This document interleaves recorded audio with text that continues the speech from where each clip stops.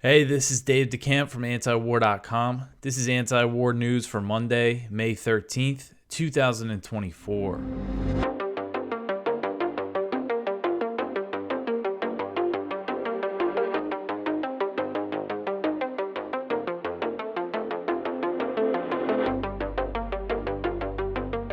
All right, the first story at the top of antiwar.com today. The U.S. says that Israel is likely breaking the law with U.S. weapons. So on Friday, Secretary of State Antony Blinken submitted a long-awaited report to Congress that says Israel has likely used U.S. weapons in ways that are inconsistent with international law, but the report also claims that there is no way to prove it, and the findings will not impact the flow of U.S. military aid.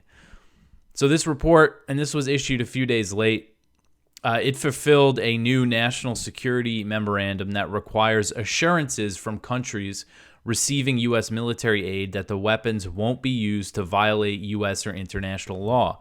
And the U.S. is supposed to cut off aid if those assurances are deemed not credible and if the country is blocking shipments of humanitarian aid.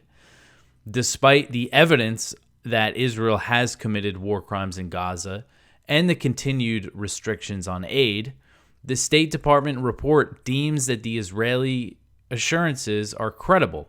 I mean, it's really unbelievable. It says that they're credible and reliable so as to allow the provision of defense articles to continue.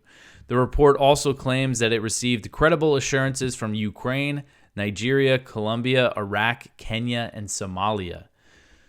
So regarding the restrictions on aid deliveries, the report says that Israel did not fully cooperate in the first months of its onslaught in Gaza, but claims that there's been a substantial increase in its efforts on humanitarian aid more recently. But if you've been watching this show, you know that just recently Israel captured the Rafah border crossing and cut off probably the most important channel of aid. And it remains closed. The report said that it's reasonable to assess that U.S.-provided weapons, quote, have been used by Israeli security forces since October 7th in instances inconsistent with international humanitarian law obligations or with established best practices for mitigating civilian harm, end quote. But then it also claims that the U.S. does not have complete information. And Blinken reaffirmed this report in an interview on Sunday. He said, quote, when it comes to the use of weapons, concerns about incidents where, given the totality of the damage has been done to children, women, men, it was reasonable to assess that in certain instances, Israel acted in ways that are not consistent with international humanitarian law, end quote. And so he still claims that they can't confirm it or they can't verify it. It's a very, the report kind of contradicts itself. I mean, there you have Blinken saying that, yeah, we assess that they're using these weapons in ways that are not consistent with international humanitarian law, which is another way to say that they're breaking the law. But they're claiming that they don't have the evidence to prove it. I mean, it really doesn't add up considering, you have these human rights organizations that have compiled evidence for specific airstrikes. The one that I linked to here, I think, is Amnesty, and it looks at 4 specific airstrikes that Israel launched using U.S.-provided weapons that killed 95 civilians, nearly half of them children. And this was in Rafah. This was back in December, and it shows all this evidence that people have from the ground and everything indicating that this is a war crime. So if Amnesty can compile that evidence, so can the United States government. And the U.S. has also been flying surveillance drones over Gaza. And realistically, the U.S. likely has far more evidence of Israeli war crimes than anything that's available publicly to us. Another thing I point to in this story is this was way back in November, 972 magazine, it's an Israeli magazine, published a report that revealed Israel was intentionally targeting residential buildings and other civilian infrastructure, which it refers to as power targets. Most recently, they reported about the Lavender AI program. Really sick stuff, how they use that to kill all these people. But this initial report that they had that also discussed some AI, it said that they're intentionally targeting these power targets to put pressure on the civilians of Gaza. Well, they said the idea was to make the civilians put pressure on Hamas, but of course that's never worked. So admitting that they purposely target civilian infrastructure. So again, if this is reported by this Israeli magazine, that means that the U.S. government knows it. They probably know much more about it than we do, but yet this is the claim that they're making. I think, maybe there's got to be some kind of internal communications that show that the U.S. has much more evidence than they're claiming here. Because what Blinken said in this interview was that Hamas's style of fighting, quote, makes it very difficult to determine, particularly in the midst of war, exactly what happened and to draw any final conclusions from any one incident, end quote. I mean, it's a complete joke that they can't conclude that Israel's committing war crimes when they've leveled all these residential buildings using these huge bombs. I mean, it's just completely ridiculous. And Blinken repeated a warning from President Biden that the U.S. would stop arming Israel with heavy bombs if it carried out a large-scale operation in Rafah. But as we'll get into, Israel's attack on Rafah continues to escalate, and so far there's been no U.S. action. The Israeli military has also said that it has enough munitions for its planned operations in the city.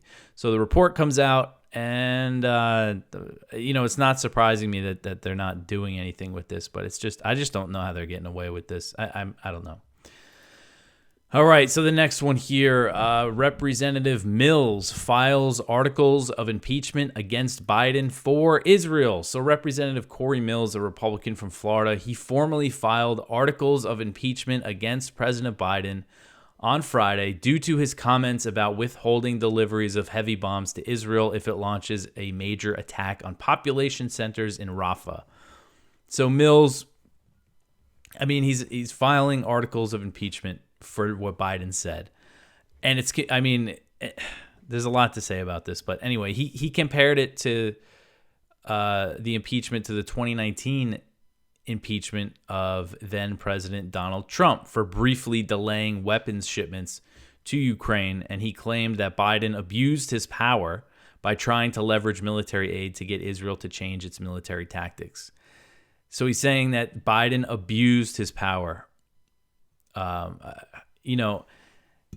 The Trump situation, the thing about that is that it was a brief hold that he put on weapon shipments to Ukraine, and then they went over there. And then the claim was that he was trying to get a quid pro quo about Biden's history in Ukraine. But the fact is that they impeached him for delaying a weapon shipment to Ukraine. And where did these weapon shipments to Ukraine get us? It got us into this horrific proxy war that's still going on and really escalating right now. I mean, I'm not really sure. I couldn't get a good read on if this has any chance, this impeachment, these articles of impeachment that Mills filed, if it really has any chance in the House. The Republicans only have a majority by one seat, and then the Democrats control the Senate. So obviously it doesn't have a chance of actually getting Biden out of office. But if the House vote, if it was brought to a vote in the House, would they vote to impeach him? I'm not sure. But I'll read this statement from Mills. Again, he's doing this on behalf of Israel. That's all this is.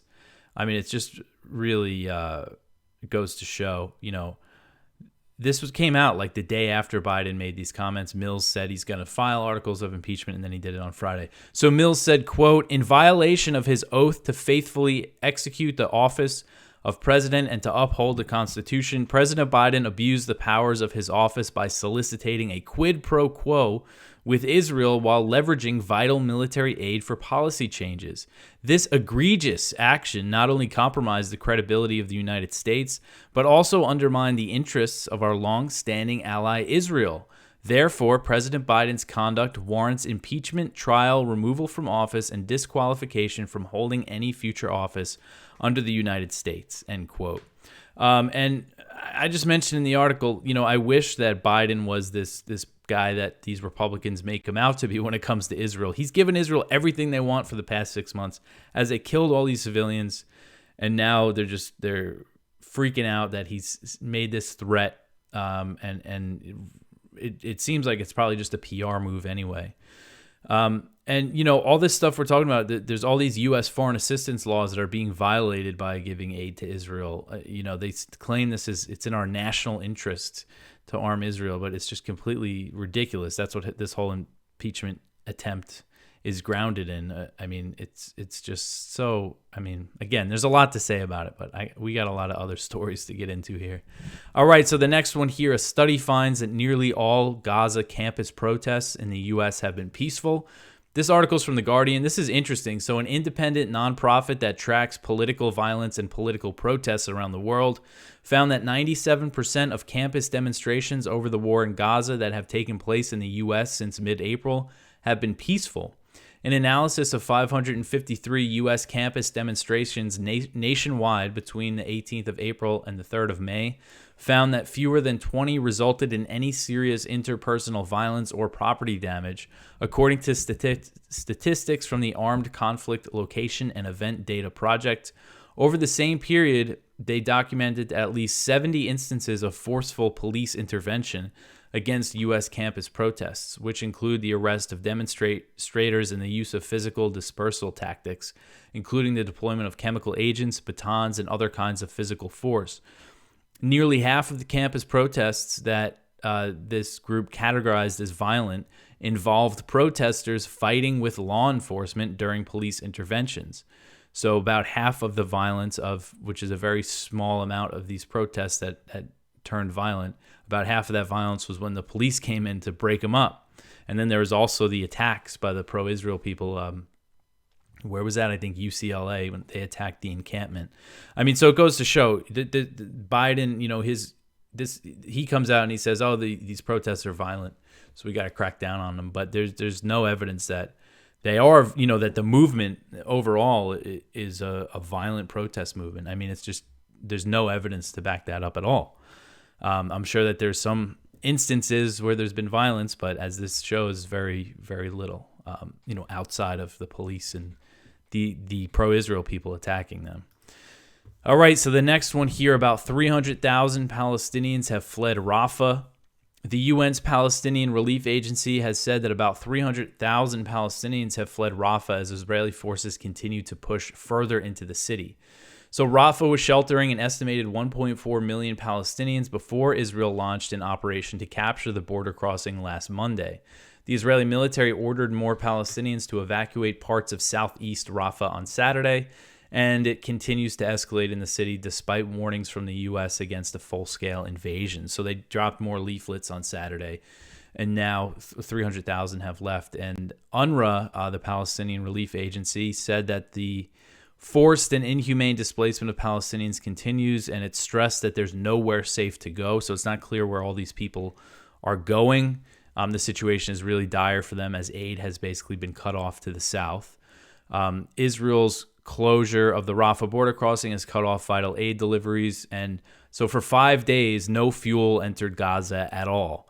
And Israel did let some through the Kerem Shalom crossing on Friday. And of course, aid groups say it's not nearly enough of what they need.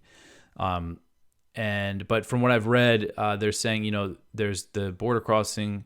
Israel's saying now that there's a few border crossings open in the north, but the aid groups are saying that the aid's not making its way to the south.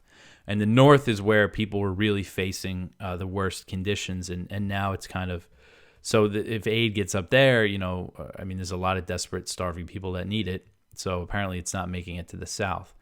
According to the New York Times, Rafah had 3 major hospitals that were partially functioning before Israel launched its operation to capture the crossing. But as a result of the Israeli attack, one has shut down completely. Israel is also escalating in northern Gaza and launched a ground operation in the Jabalia refugee camp. Israel sent tanks into Jabalia after launching heavy artillery and airstrikes on the city that killed 19 people. The Al-Qasam's brigades, the armed wing of Hamas, announced that its fighters were engaging with Israeli troops on the ground in Jabalia, and this is one of the areas where they said that they cleared out Hamas, and now they showed up again. This just goes to show that Netanyahu's goal of eradicating Hamas is unrealistic, and that's what the U.S. thinks as well. So Gaza's health ministry said on Sunday that the total deaths across Gaza in the previous 24 hours was 63 that they counted. And they said the total number of Palestinians killed by Israel's onslaught since October 7th has surpassed 35,000. And you can see the map here from South Front just showing the areas where there's clashes and airstrikes and everything. All right. So the next one here, the UN General Assembly votes in favor of Palestinian membership. This article is from Kyle Anzalone. So this happened on Friday that the General Embassy voted in favor of a resolution that says Palestine is qualified to join the UN. And the U.S. and a handful of its allies were the only nations to object to the measure. To receive full membership status, they must get approval from the UN Security Council, where the U.S. has veto. And they recently did veto a resolution to give them full UN membership. So the General Assembly voted 143 to 9. So only 9 countries voted against it and 25 abstained. Just goes to show how the U.S. is, completely isolated, when it comes to the world on its support for Israel. On the UN Security Council, it's a 15-member council. The U.S. was the only one to vote against the Palestinian membership.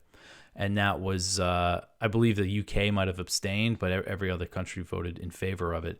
And this goes to show, you see the Biden administration say, after this, we're going to need a 2-state solution and all that. And then they veto this stuff and vote against it at the General Assembly. All right. So the next story here, the UAE rules out role in administration of Gaza after conflict. So this article is from the Middle East Eye. The United Arab Emirates has ruled out taking part in the administration of the Gaza Strip after the end of the current war, saying that it would not provide cover for Israel's actions in the enclave. So in a statement on social media, the UAE's Foreign Minister Abdullah bin Zayed denounced comments made earlier this week by Israeli Prime Minister Benjamin Netanyahu that suggested the Gulf state would be involved in overseeing the running of the Gaza Strip after the end of Israel's assault. And Netanyahu said that in an interview with Dr. Phil, of all people. He just did a big interview with Netanyahu. So Zayed, the UAE foreign minister, said, quote, "The UAE stresses that the Israeli prime minister does not have any legal capacity to take this step, and the state refuses to be drawn into any plan aimed at providing cover for the Israeli presence in the Gaza Strip. The UAE affirms that when a Palestinian government is formed that meets the hopes and aspirations of the brotherly Palestinian people and enjoys integrity, competence, and independence, the state will be fully prepared to provide all forms of support to that government," end quote. So remember, the UAE has diplomatic relations with Israel. They opened up as part of the Abraham Accords. So, but this was something that Netanyahu was saying, that he wants to demilitarize Gaza and potentially that, the UAE, Saudi Arabia, other Gulf states could help administer Gaza. Realistically, I think Netanyahu wants all the Palestinians out of there, but this is an idea he's thrown out there because apparently I think the U.S. is interested in something like this as well.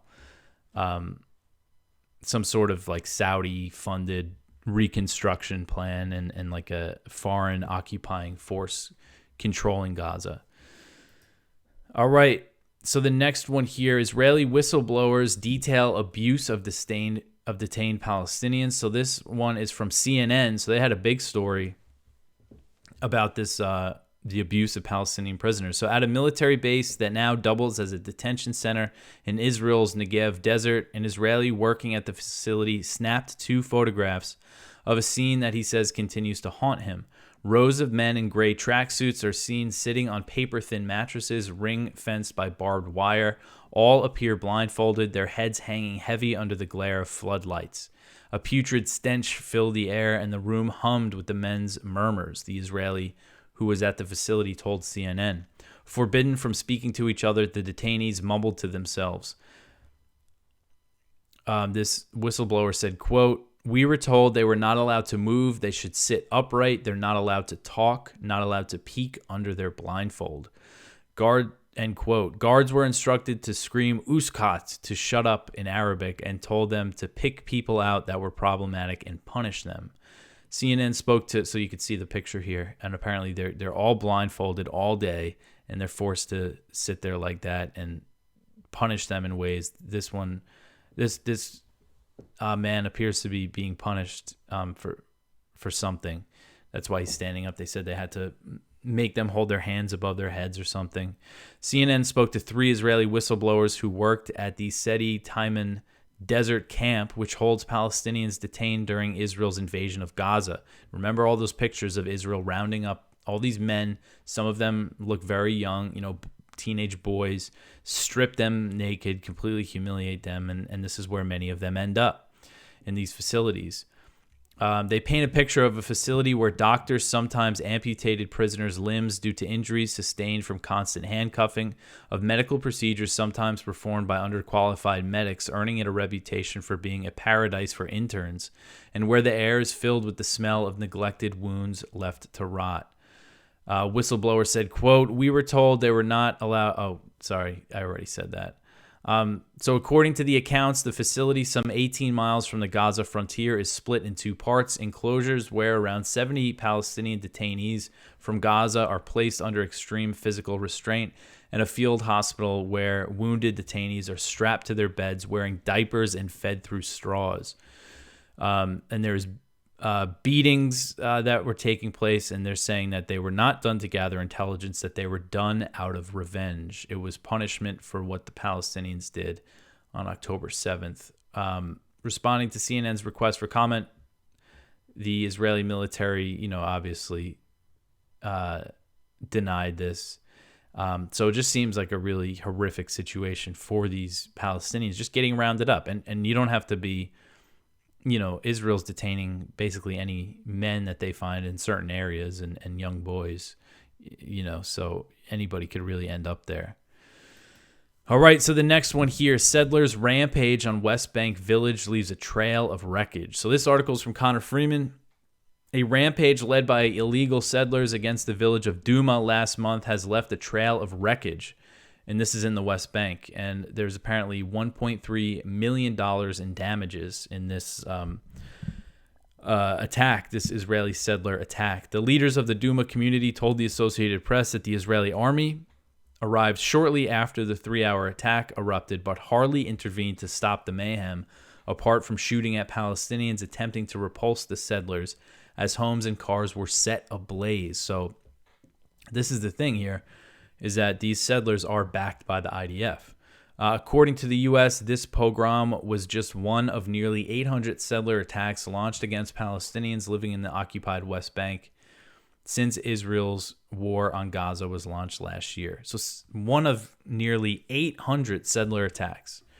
And they just left a trail. I saw pictures of this and lighting stuff on fire like that, cars and homes, and this is one thing that they do, is they destroy their homes so they can't go back, and then the idea is that they then can take over their land. And I just wanted to go through some of the statistics he put in here about the West Bank in general. So the health ministry in the West Bank, based in Ramallah, says that almost 500 Palestinians have been killed and thousands more have been injured in the West Bank since October 7th. And I didn't realize the death toll was that high. I mean, I think I've said this before, but if what's happening in the West Bank was happening independently, I mean, that would be the biggest. It would be all over the news. I mean, it's the 2023 was the most violent year in the West Bank before October 7th since like the early 2000s, since like the second Intifada. Many, hundreds of Palestinians were killed then, and now, it just has gotten much worse since then.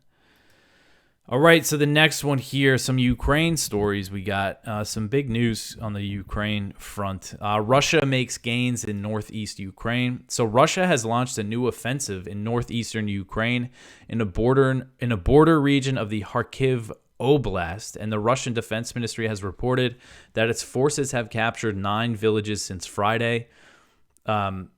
And Ukraine's commander-in-chief, Oleksandr Syrsky, he has not confirmed the extent of the Russian gains, but he has admitted that his forces are facing an increasingly difficult situation. So he wrote on Telegram, quote, "This week, the situation in the Kharkiv region has significantly worsened. There are ongoing battles in the border areas along the state border with the Russian Federation. Ukrainian defense forces are doing everything they can to hold the defensive lines and positions. And if you see this map from South Front here, you see this is an area that Russia's coming in through the border from the Belgorod Oblast in Russia. And you see this territory that they're taking in this part of Ukraine is not connected to other territory that they control in Ukraine. So this is a new offensive, and it appears that they're making gains. This map is from Saturday, and the red, highlighted red, shows where Russia has gained territory. And it might not look too big on a map like this, but remember this war for the past few years, for the past year and a half. After Russia's initial invasion, the front lines did not move very much for a long time. And this was an area that Russia controlled a lot more territory, and at one point they pulled back. So it looks like they're going in there. And local Ukrainian officials say that at least 4,000 civilians have fled the region since Russia launched the offensive on Friday. Much of the fighting is now centered around Vovchansk, the largest village in the area, which is only about 3 miles from the Russian border. So Russia's surprise offensive in the northeast has forced Ukraine to rush reinforcements in the area, straining its defenses in other places where its defensive lines are already at risk of collapsing. So I think that is kind of the Russia's idea here, is they're trying to spread the Ukrainian forces thin. And the next one here, Ukrainian shelling kills 11 civilians in Russia's Belgorod Oblast. So at least 11 civilians were killed by Ukrainian shelling in Russia's Belgorod Oblast, including 8 who were killed in a missile strike on an apartment building, according to the region's governor. So this is Belgorod Governor Gladkov. He wrote on Telegram, quote, "As a result of massive Ukrainian shelling, 11 civilians have been killed in Belgorod today. 8 bodies were pulled from the rubble of a collapsed building, and 3 people were killed in a shelling attack that occurred on Sunday evening. A girl, age 17, a woman, and a man died of injuries instantly," end quote. So according to TASS, the Russian news agency, Tashka-U missiles, Olka missile rocket launchers, and Czech-made RM-70 Vampire systems were used in the attacks. And these Ukrainian strikes on the Russian border region came after Russia launched a new offensive into northeastern Ukraine from Belgorod. But Belgorod has come under frequent Ukrainian shelling throughout the war, and attacks have increased in the last few months. Last month, in April, Gladkov said that 120 civilians, including 11 children, have been killed by Ukrainian attacks since Russia launched its invasion in February 2022. And it does seem like the Ukrainian attacks on Russian territory, they just hit what they can hit. In some cases, they're targeting specific things like the oil refineries. But for the most part, it's just kind of indiscriminate shelling, whatever they can hit. And in November, for a little kind of context, scale of the civilian deaths in the Ukraine war, this was back in November 2023, so the number could be higher now. But the UN estimated that over 10,000 civilians, including 560 children, had been killed in Ukraine since the Russian invasion in February 2022. All right, so the next one here, Putin removes Defense Minister Shoigu. So this article is from the South China Morning Post. I really have to turn these ads off on my browser. Anyway, Russian President Vladimir Putin has proposed a new defense minister, nominating civilian Andrei Belosov, a former deputy prime minister who specializes in economics. And he nominated him and removed Shoigu. And Shoigu has another position. He will become the secretary of Russia's Security Council, replacing incumbent Nikolai Patrushev. So Shoigu is still a very high-level position. But Shoigu has been the defense minister for a long time, since 2012, so 12 years. So it's kind of interesting, and this comes after there was elections in Russia, and Putin was inaugurated for another term. And then when that happens, the cabinet is supposed, resigns, and then he can appoint new positions. And there's other, reshuffling going on. I know Lavrov is still the foreign minister. But Shoigu being replaced is definitely interesting, and he's putting in a civilian. He's saying it's money, it's cost. He says that they have to start spending less. That's apparently his concern. That's what he's saying, at least. All right, so the next one here, 10 killed in central Yemen clashes. So this article is from Jason Ditz. An hour of heavy fighting in the Marib Governorate south of the city of Marib in Yemen has left at least 10 fighters dead and another 9 wounded as Saudi-backed fighters clashed with Houthi fighters. So these are, the people on the ground fighting the Houthis are, they kind of call them government forces, but realistically, the government is not, they're based in Saudi Arabia. They call them the government of hotels in Yemen. But this is interesting because Marib was, there's a lot of heavy fighting in Marib back in 2021, going into when there was a ceasefire between the Saudis and the Houthis in 2022. There's still been fighting on the ground, but I haven't seen reports of fighting in Marib, so it's something to keep an eye on. When this situation escalates, it can definitely affect certain other things. All right, so the last story here, U.S. orders troops to leave Niger. So this article is from Will Porter. He wrote this up on Friday. The Pentagon has ordered more than 1,000 U.S. soldiers to leave Niger and deploy to other countries in the region. Politico reported talks with local officials are ongoing. So essentially what happens here is apparently they ordered a withdrawal, and it's going to happen over the next several months. And we'll see U.S. forces stationed elsewhere in Africa. Of course, they can't just bring them home. But the officials, the Pentagon, all these officials speaking to the media are saying, well, we're still trying to work out a deal here, even though Niger doesn't want the U.S. there. U.S. troops who are there say that they're not safe. They're not able to get medicine that they need. They're not able to get relief. They're basically just stuck there like sitting ducks. You have Russian troops at one U.S. base, and they're still trying to figure out a way to stay in Niger. Niger doesn't want the U.S. there. The smart, safe thing to do would to be just get them home right now. End it. Sorry, your big drone base is gone. Why don't we close down a few other bases while we're at it? But they're still trying to figure out a way to keep that presence. So that is it for the news for today. Go check out our Viewpoints, one from Thomas Knapp. We already have an Anti-Semitism Awareness Act. It's called the First Amendment. One from Gregory Shupak, acknowledging the horrors of Gaza without wanting to end them. One from Doug Bandow, Biden offers to turn U.S. military personnel into Saudi royal bodyguards. One from Ted Snyder, Biden said Putin killed Navalny. He didn't. One from Blaze Malley, regarding Israel, this dissent channel is broken. And that's about all the dissent within the State Department.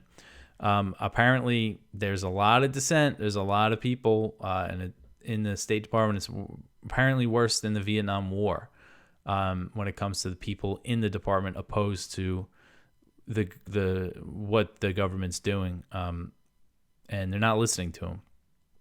And that's why we're seeing a lot of people resign. Anyway, that is it for today. You can help us out with our fundraiser still. We're still going. We're going pretty strong. We've been doing pretty well. I appreciate everyone who has donated, but you could go to antiwar.com/donate for that. Share this show. Tell your friends about antiwar.com. That is it for me for today. I will be back tomorrow. Oh, I hope everyone had a good Mother's Day. To all the mothers out there, happy Mother's Day. Anyway, I'll be back tomorrow. Thanks for listening.